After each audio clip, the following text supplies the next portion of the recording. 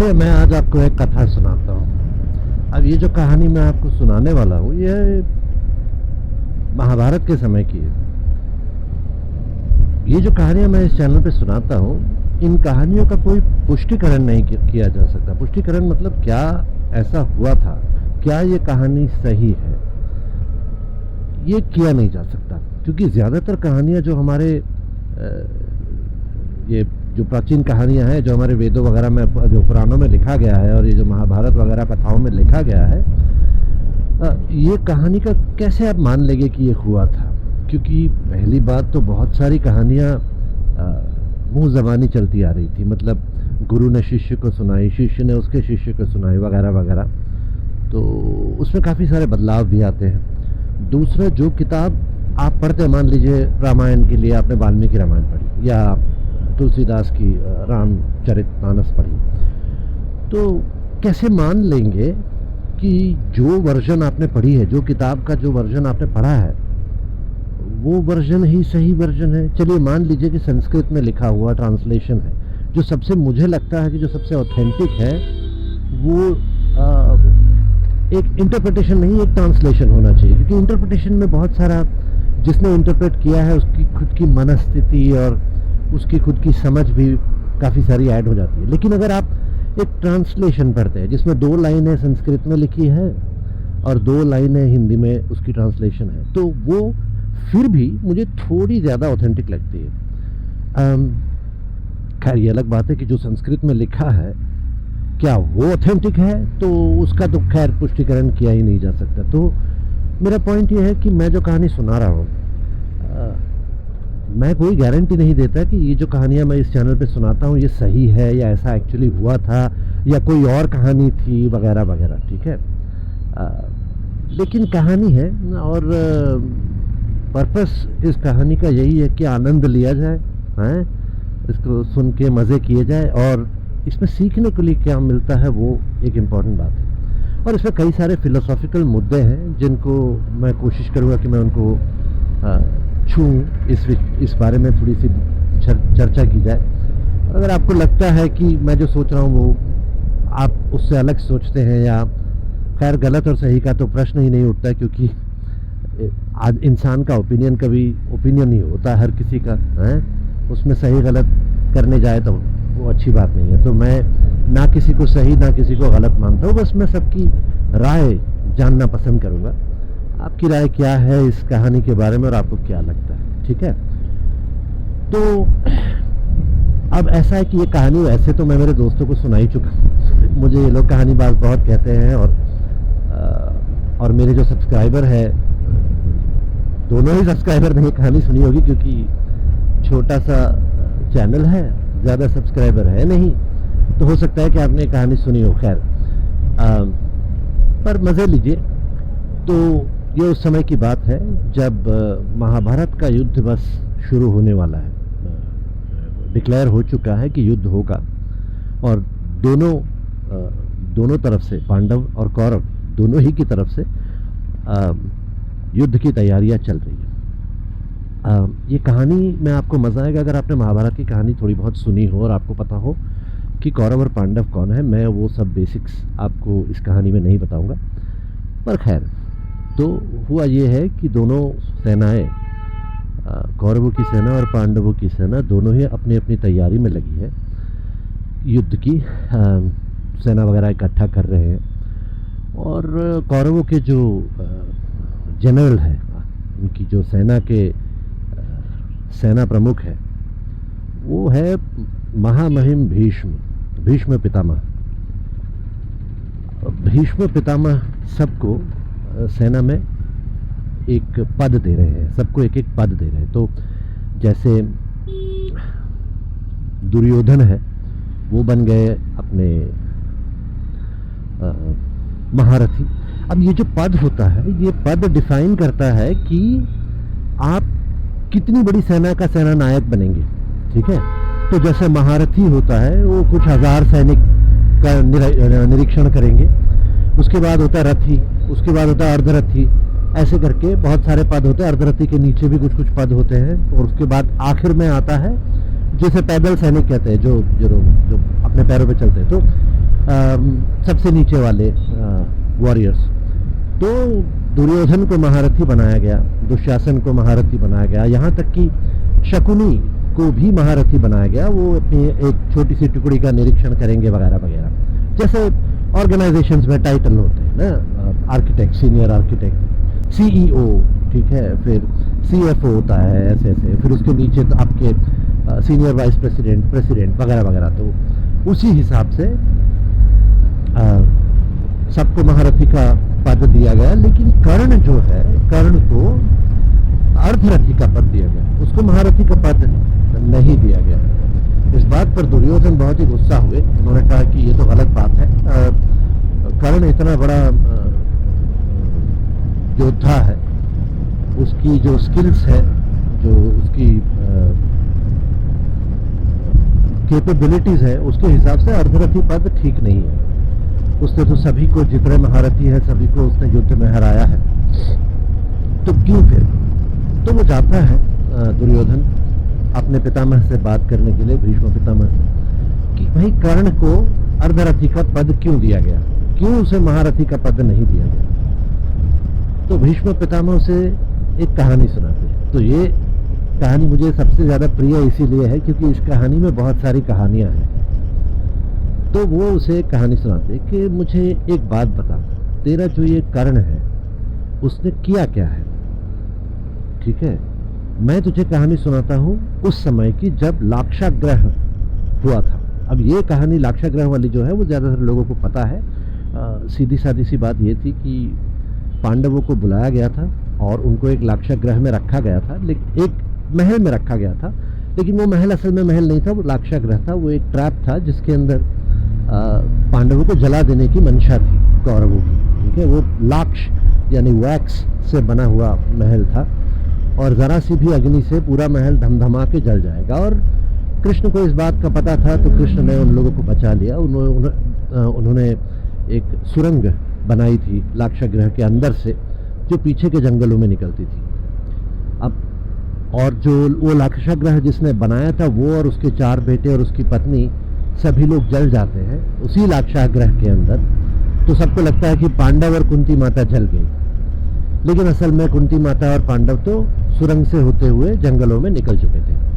अब बात यह है कि सबको तो पता चल जाता, सबको तो लगता है कि पांडव मर गए, लेकिन किसी प्रकार दुर्योधन, कर्ण और शकुनी को ये पता चल जाता है कि उन लोगों ने सुरंग बनाई थी और वहां से वो लोग बच निकले हैं और जंगलों में कहीं भटक रहे हैं। तो उन्होंने डिसाइड किया कि क्यों ना ऐसा करें कि हम लोग जंगल में जाते हैं शेर का शिकार करने के बहाने से, ठीक है, और वहां जाकर हम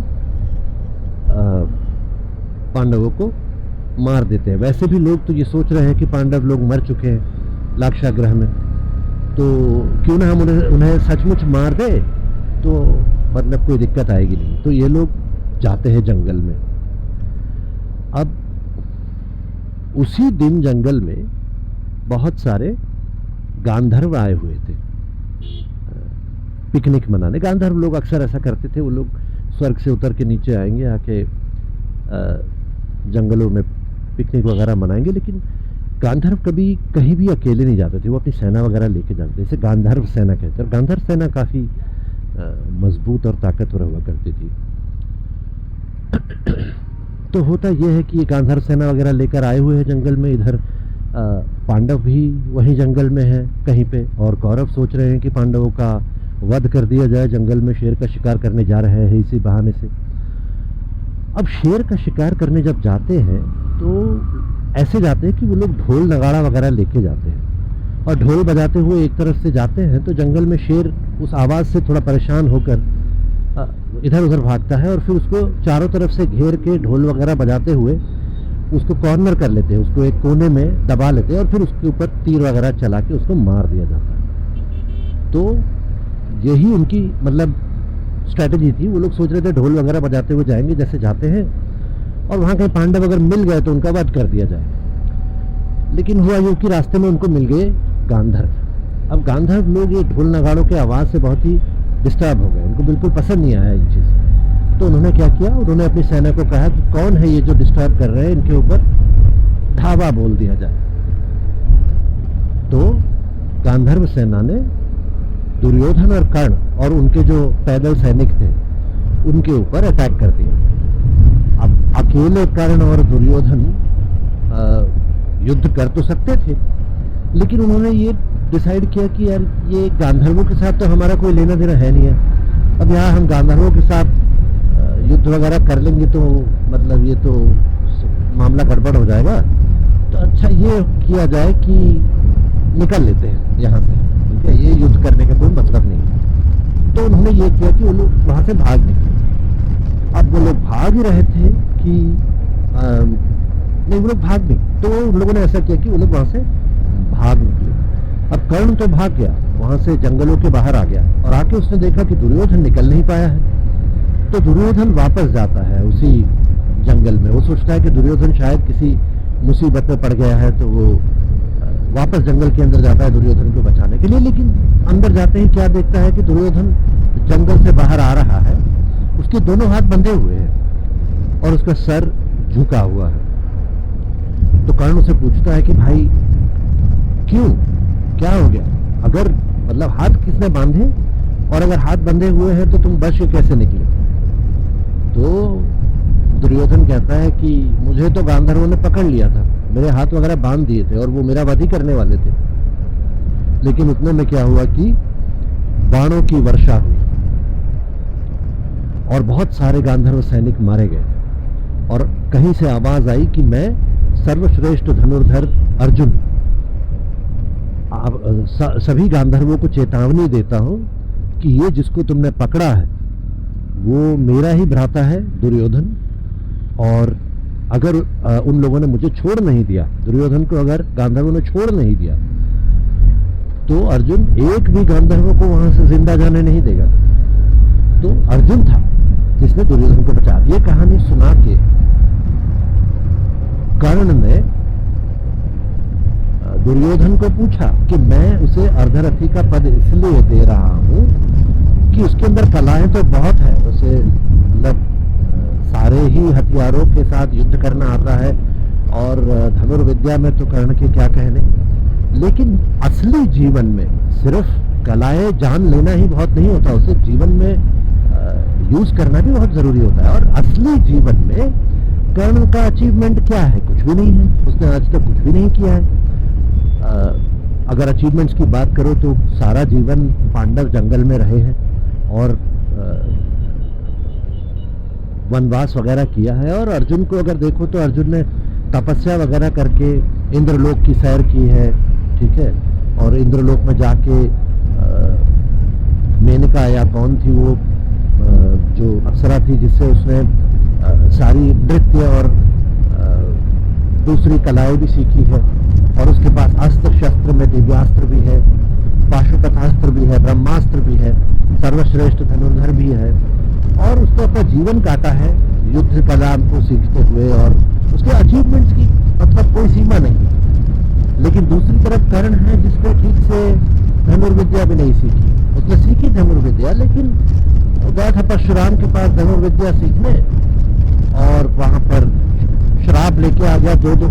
एक श्राप तो उसको परशुराम ने ही दे दिया कि जब मेरे विद्या की तुझे सबसे ज्यादा जरूरत होगी तभी तो सब कुछ भूल जाएगा। और उसके बाद धरती माता से भी श्राप ले लिया उसने। उसकी कहानी ये है कि जंगल में सो रहा था वापस आते हुए परशुराम के यहाँ से श्राप वगैरह लेके। तो हुआ यूं कि उसने एक छोटी लड़की की आवाज़ सुनी रोते हुए। तो उसने लड़की से पूछा, देखा उसने वहाँ पर लड़की बैठ के रो रही थी। तो उसने उससे पूछा कि बच्ची क्यों रो रही हो तुम, क्या हो गया? तो लड़की ने कहा कि मेरा दूध ज़मीन में गिर गया है, अब मैं घर जाऊंगी तो माँ मुझे डांटेगी। अब बात यह है कि कर्ण ने कहा कि कोई बात नहीं बेटा, मैं ठीक कर देता हूँ, कहाँ गिरा था दूध? तो उसने बताया कि इस जगह गिरा था। तो कर्ण ने उस जगह की जो धूल थी, मिट्टी, उसको अपने हाथ में लिया और उसे निचोड़ कर उसके अंदर से दूध निकाल लिया। तो ऐसा करते ही धरती माता प्रकट हो गई और उन्होंने कहा कि जो तूने किया है वो धर्म के हिसाब से गलत है, क्योंकि एक बार जो चीज़ धरती में चली जाती है वो धरती माता की हो जाती है, वो मेरी हो जाती है। अब उसको अगर तुम अपनी शक्ति से वापस ले लो, ये तो तुम्हारा घमंड है। तुम्हें अपनी शक्ति पर इतना घमंड हो गया है कि जब तुम्हें धरती की ज़रूरत होगी तभी धरती तुम्हारा साथ नहीं देगी। और इसी वजह से कर्ण की मृत्यु के समय उसका रथ का पहिया धरती में फंस जाता है। खैर वो कहानी फिर कभी। तो कहने का मतलब ये है कि भीष्म पितामह समझा रहे हैं दुर्योधन को कि देखने जाओ तो अचीवमेंट उनका कुछ भी नहीं है। तुमने पांडवों को खांडव प्रस्थ दिया, पांडवों ने खांडव प्रस्थ को इंद्रप्रस्थ में बना दिया, ठीक है। तुमने कर्ण को क्या दिया? तुमने कर्ण को कौन सा राज्य था कर्ण का? एक तो राज्य दिया, मुझे उस राज्य का नाम याद नहीं आ रहा। कर्ण को तुमने एक राज्य दिया और उस राज्य की व्यवस्था भी कर्ण ठीक से संभाल नहीं रहा है। कर क्या रहा है? वो तुम्हारा दोस्त है, तुम्हारे आगे पीछे घूम रहा है, उसने तो ठीक से उस राज्य को भी नहीं संभाला है। तो कर्ण के अचीवमेंट्स देखने जाए तो तुम्हारी दोस्ती के अलावा और कुछ नहीं है, तो उसे मैं महारथी का पद नहीं दे सकता। उसके बाद होता यह है कि खुद कर्ण को पता चलता है ये सारी बातें, तो कर्ण कहता है कि ठीक है मैं साबित करूंगा। और महाभारत का युद्ध होने से पहले ही कर्ण एक अश्वमेध यज्ञ की स्थापना करता है और उस अश्वमेध यज्ञ में वो उसके सारथी को पाता है, जिसकी कहानी मैं फिर कभी सुनाऊंगा। तो उसको अर्धरथी बनाते हैं और उसी बात पर कर्ण प्रतिज्ञा करता है कि जब तक भीष्म पितामह इस सेना के जनरल रहेंगे तब तक मैं युद्ध भूमि में पैर नहीं रखूंगा, क्योंकि उसकी अनबन हो जाती है भीष्म के साथ। तो अक्सर आजकल मैं देखता हूं कि लोग कहते हैं कि कर्ण के साथ बहुत बुरा हुआ, कर्ण के साथ बहुत बुरा हुआ, कर्ण तो बचपन से ही उसके साथ अच्छा नहीं हुआ। लेकिन ऐसा नहीं है, कर्ण के साथ बुरा हुआ है ये बात गलत नहीं है। उस कुंती माता से गलती हो गई थी, कर्ण का जन्म गलती से हो गया था और उसे बचपन में ही नदी में बहा दिया गया। लेकिन देखने जाए तो आदमी की जो परीक्षा है वो उसके कर्मों से होती है। अब देखिए पांडवों के साथ कौन सा अच्छा हुआ? बचपन से ही वो भी जंगल में ही रहे, ठीक है। उन्हें तो कोई राजमहल मिला नहीं, उनका जन्म ही जंगल में हुआ था। कुंती माता ने उनको जन्म जंगल में दिया था। भीम तो बल्कि जन्म होते ही शिला पे गिर के उसने शिला तोड़ दी थी। बचपन से वो जंगल में ही बड़े हुए, ठीक है। राजमहल तो उन्होंने यौवन अवस्था में आके देखा, करीब 12-13 साल की उम्र में। और वहां पर भी राजमहल में आने के बाद भी दुर्योधन ने पांडवों को, भीम को वगैरह को मारने ही की कोशिश की है पूरा जीवन।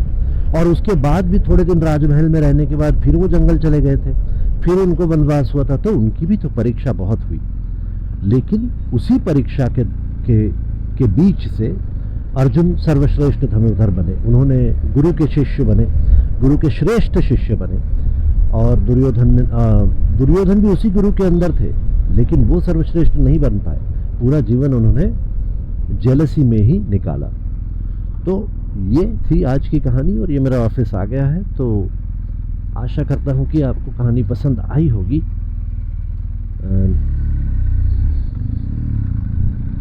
अगर पसंद आई है तो वीडियो को लाइक करना ना भूलें, सब्सक्राइब करना ना भूलें। और अगर कहानियाँ अच्छी लगती है तो, और अगर मेरा सब्सक्राइबर बेस थोड़ा थोड़ा बढ़ने लगता है तो मैं कोशिश करूँगा कि मैं और कहानियाँ भी सुनाऊँ आपको, क्योंकि इस चैनल का नाम है मोटरसाइकिल मेडिटेशंस। और मोटरसाइकिल पे बैठते ही मुझे दुनिया भर की कहानियाँ दिमाग में आनी शुरू कर जाती। तो इसीलिए मैंने निश्चय किया है कि ये सारी कहानियाँ मैं आपको सुनाऊंगा मोटरसाइकिल चलाते हुए। और अगर आपको अच्छा लगता है तो अपने दोस्तों के साथ शेयर कीजिए, सभी को बताइए कि मोटरसाइकिल मेडिटेशन नाम का एक चैनल है जहाँ पर खूब बढ़िया कहानियाँ चलती है। धन्यवाद।